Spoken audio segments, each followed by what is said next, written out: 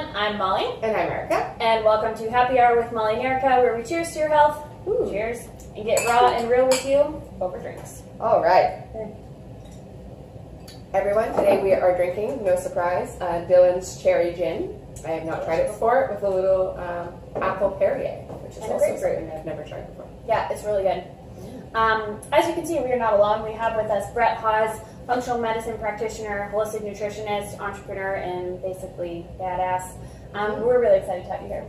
Psyched to be here. Yeah. Yes. Brett used to be our teacher, so we were really over the moon about this. Yep. So we're our co-op students, so hey guys. So you're going to hear it now. Okay, so tell us a little bit about yourself. Yeah. Well, I guess the Cliff Notes, 15 years, give or Here take. it's Cole's Notes. You need to get Cole's it right. Notes? Okay, Yeah. cool. We don't even have any kind of notes where I'm from, so that's like Cole's Notes, Cliff Notes, my notes. Almost 15 years in practice, and holistic nutrition, functional medicine, iridology are kind of the nuts and bolts of it all. I forgot you do iridology. Yeah, two different kinds as well, but anyway. I did not. Then, I used to get afraid that you would look in my eyes and Yeah, just know all the things. No. So that, and then a bunch of other stuff as well, sort of fringe subjects. So I've been doing that for almost 15 years, and I just wrapped up teaching at the Institute of Holistic Nutrition, which is how I know these lovely ladies here.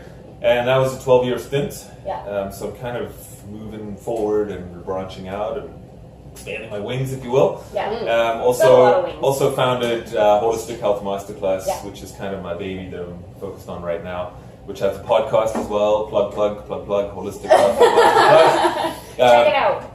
Which I just found out today has 30,000 downloads, and I've been going for less than a quarter of a year and reaching Pretty awesome. more than 40 countries, so it's going pretty good. Yeah. I'll just pat you on the back for that. Pretty freaking awesome. Yeah, and then the last thing I will mention as well is I work with a few supplement companies, one being Purium Health Products in California. And you just got back from there, right? I just got back from there, pretty epic adventures in the Californian desert. Sounds It awful. was just amazing.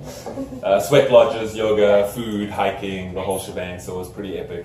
But yeah, I work with them doing some product education and then sort of bridge them together with an organization called the Detox Project. And the Detox Project, I'm working with them as their sort of primary healthcare provider, practitioner, if you want to call it that. Yeah, so that's kind of it in a nutshell. Just a few things that he's up to. Yeah, and I do have a family and two lovely kids, and I actually spend time with them, believe it or not. Yeah. And you live on a farm, don't you? No, that's coming up next. Oh, okay. I'm pushing hard to get there. We live up north. I live up north, about an hour and a half out of the city. Okay. I moved out just to get more space and fresh air and peace and quiet. So I'm surrounded by forests, so any which way I walk, I can land up in the woods. Yeah, I'm in the concrete jungle. Well, we have to start somewhere, right? Right. So I'm a little older, you know. I started in the concrete jungle, and Yeah. eventually I was like, I gotta go. Yeah. Well, they're really we could sit here for hours and talk about all sorts of things. But one of the things we were chatting about before we started filming was I had a client who just came back from New York, and one of the things that we were talking about is how, for the first time, she said that she could actually go out and eat a meal and not feel guilty about it. And so one of the things that we kind of wanted, I know you just put a blog post out that was really interesting, Orthorexia. Yeah, so we'll talk about that. Yeah, so we're going to talk about that. It ties in exactly with what you're talking about. So I guess, you know, I guess I have a slightly different vantage point than most other people. Yeah. Having taught so many people over such a long period of time, I started noticing that a lot of people coming out of studying holistic health and wellness and nutrition and whatnot were actually coming out with eating disorders. Oh yeah. And so freaked out by all the stuff that could possibly go wrong. And you know, so instead of saying I sort of frame it like this: Are you motivated by fear or are you motivated by reward? It's kind of like the guy going to the gym, right? So my motivation to go to the gym is that I don't want to get fat. Okay, so that's why I go to the gym. That's being motivated by fear of getting fat. But if I was motivated to be in optimal health and to be the best version of myself as possible, now you're motivated by reward. And so I find that with a lot of the dietary stuff and the bombardment of information, everyone is actually motivated by fear. And then, of course, when we do things, look, we're surrounded by garbage, right? There's KFCs and McDonald's and crap everywhere. So it's kind of hard, especially in social settings, to avoid that kind of stuff.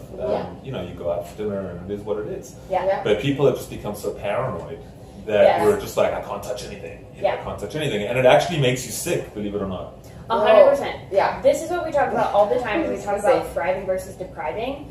It's like all of the things that go in your fear-based side of things, like the guilt, the shame, the overwhelm, the like I can't eat anything, and then you eat something and you feel like shit about it physically, mentally, emotionally. Yeah, it has the same like impact as if you're going to eat something toxic if you come from a depriving place, like if you come from the fear place. Well, I mean, if you think about it from an energetic perspective, right? I mean, there's been like studies and books written about this where your intention and the way that you perceive something actually changes the molecular structure of what you're doing and eating and the way you receive it. Yeah. So I've had clients that literally are eating diets where I'm like, dude, you got to come around to my place and cook for me because this is like the 7-day plan that you just showed me. This is the bomb, right? I don't even have time to do that. Right. So they're eating it, and I'm like, why are you here? Right. Well, how come? So there's two conversations. One is you're absolutely paranoid about everything, and you've now stressed yourself out to the point where you screw yourself up. Yep. The other side of it all is that you're actually eating the wrong type of diet for you. Yeah. Which is now we dip our toe into the water of bio-individuality or being uniquely you, right? Yeah. And so I get a lot of people like that too, who we land up eating our beliefs and our opinions versus actually eating what's right for you. I love it. Okay? Yeah. Yeah, so we kind of read like our favorite person, and our favorite person this week says that if we shred cardboard box and put it in our smoothie, that's going to clean out your gut. And so we just keep doing it, right?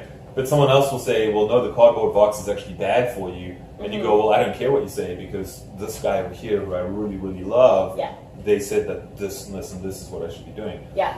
And people just don't change. Yeah. Which... I was there because when I actually started nutrition school, I went in as a vegan. Okay. And then actually in fundamentals. Welcome back. Thank you. It's great to be here. No offense. No, I was super thrilled. But really, like when we got into the fundamentals class, I had almost every symptom of fat and protein deficiency. Because all I was eating was like carbs and fruit, and I was always making cookies and like vegan banana bread, and I was like, well, this person tells me that it's healthy, so I'm gonna stick to that. Yeah. But like completely disregarding the fact that like I had the worst period cramps of my life. I had brain fog for like 2 hours in the morning. My skin was flaky. Like I was tired all the time. And I was like, I feel so good. This is so healthy. Again, right? Because you're eating your beliefs and your opinions 100%. versus actually eating what's right for your body. Yeah. All this week I've been writing and researching on like horrible food trends and like stop eating activated charcoal ice cream. Like I just want, like that's the worst. So I didn't even know that was a thing. Yeah, So. It's so weird. It drives me nuts. Is that like a big thing right now? Yeah, it's a And activated charcoal is okay. and I'm like, this is so bad for you. Yeah, well. As an ice cream. Yeah. I guess cool if you have a dairy sensitivity, but just bye-bye nutrient absorption. Like, It's like an oxymoronic food trend. Yeah, I just can't handle it. yeah. Anyways, so stop eating that, please. Anyway. But yeah, so I I think told you to. yeah, and I think a good place, like where did you leave people? Yeah. You know, so all this stuff is going on. Now, like, where can people, like, how do they start to actually deal with that? What questions can they be asking themselves? What conversations Well, can they be in? you know, I think that especially here in the West, we need to kind of get a little bit of context of where we're at. And we're blessed with so many good food options here that other people just don't have. I mean, I traveled all through Africa, most of Southern Africa, through Southeast Asia. I've traveled a lot around the world. And I'll tell you what, people don't have the choices that we have here. Yeah. So I think that that's one thing. Like if you're eating organic and you're eating clean and your meats are grass-fed and blah, blah, blah, you're like 90% better than anyone else on the planet, right? Yeah. Probably even 90% better than most of the people in here. Yeah, exactly, right? Exactly. So I world. think that like having that kind of perspective is a little bit more real world, a little bit more grounding, and you can sort of go, okay, cool, like I'm not doing so bad after all. Yeah. Now, if you have actual health challenges, then you kind of need to be looking at what are my health challenges, what is my diet, and sometimes you have to go on a therapeutic diet. Yeah. You know, so I think it's an important point as well, is that therapeutic diet is different from what we call a constitutional diet or a long-term, this is how I live my day-to-day. Yeah. And so for a lot of people, they're trying to do the day-to-day diets before they do the therapeutic. Yeah. And sometimes, with my clients, it's just like, peel everything right down. And they go, shit, dude, am I going to be eating this forever? I'm like, nope, just for the next few months. Yeah. And then we'll open it back up again and get you on whatever kind of diet you should be on. So, I mean, I think those are good starting points, at least, to ask yourself those questions. Yeah, I really like that, like, I'm not religious, but I like the idea that you give thanks to your food before you eat it. Like, I really like the structure of that. And like when I say that to clients, they're like, "Oh, that makes sense. Pray before I eat," but like really just like give thanks. Yeah. And it kind of like centers you to like what is in front of you and Well, it's just acknowledging that you actually have abundance where you are right now, and you know, as much as the what we've done to food and what we've done with agriculture and all this stuff, like we screwed some things up like big time, and they're still screwed up. But the one guarantee in life, perhaps the only one, is that you will die at some point. Yeah. So if you can just age gracefully and have a good time while you're here, I mean, that's also like a real good grip to get on. You only get one life. At least you should enjoy it. Yeah, I love that. That's a good. I think that's a good endpoint. Yeah. Right? Cheers to that. Cool. Thank you, and thanks to Dylan's for providing us with amazing gin. And don't be afraid to have drinks, because we certainly do. Happy Friday. Detox though. Detox gin.